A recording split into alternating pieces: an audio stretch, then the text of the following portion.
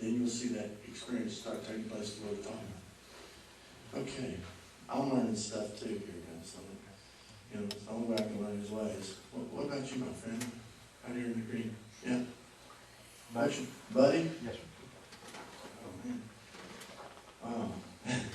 You know, it's interesting how the Lord just takes you back in someone's life, and what the Lord shows right off is someone who loved to make people laugh, someone who was always working to try to do something to cause people to be able to loosen up, not to be so tight, to find laughter in people, because it's something you really enjoy, is the experience of people having a free heart, to be broken from all their troubles. And even at times now, you feel like as you've grown older, that there's nothing more to laugh about. Things are too serious, and people don't have time. But there's a way that the Lord can use you in to begin to break the ice again and start bringing back things from your youth that you used to move in so freely. You were not afraid of anything. And you would step out and do things and say things to people. It didn't matter what their background was. It didn't matter how much money they had. That was not even an issue. They never even thought in your mind. But the Lord says, I'm going to bring you back into that place of your childhood.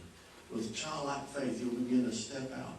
And the Lord says, you're going to have thoughts come to your mind, and you're going to say something that will be so hilarious. It'll bring a holy laughter. It's not because you're a comic. It's not because you're a joke. But it's because you will be a good medicine unto those for laughter. She'll heal them of many of their ills.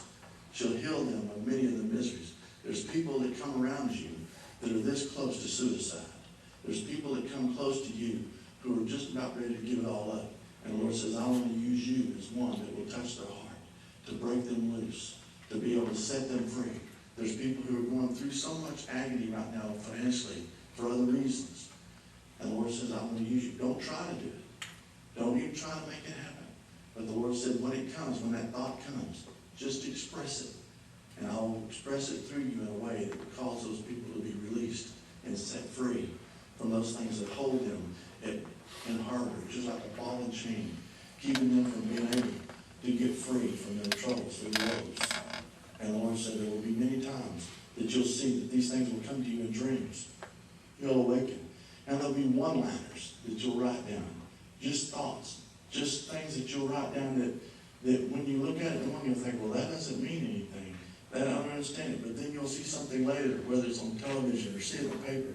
And all of a sudden, that phrase has all the potency and power to bring someone cracking in smiles and laughter.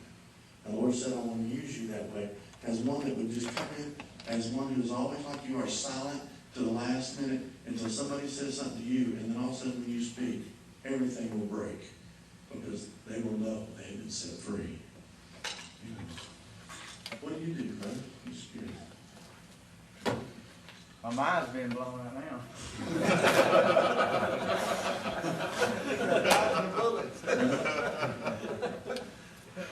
I work at Peterbilt in Denton.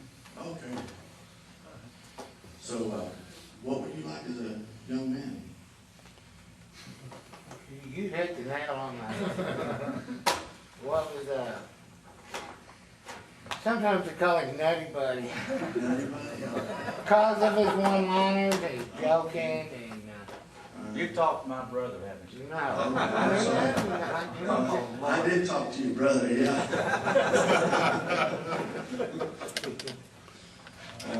I would say I've known the boy since he was Born?